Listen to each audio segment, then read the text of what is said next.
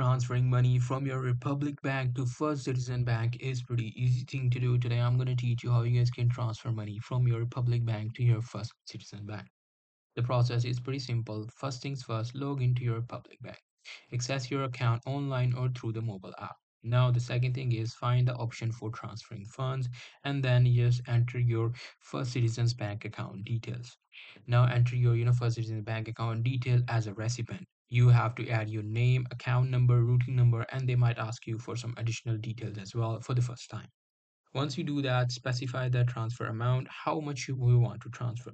And then at the very end, they will want you to, double check the details and then simply confirm the transaction.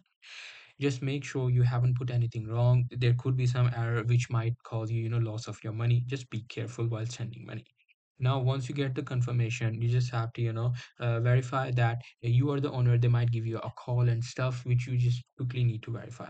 After doing that, you just have to, verify, make sure that you have got your funds into your First Citizen Bank.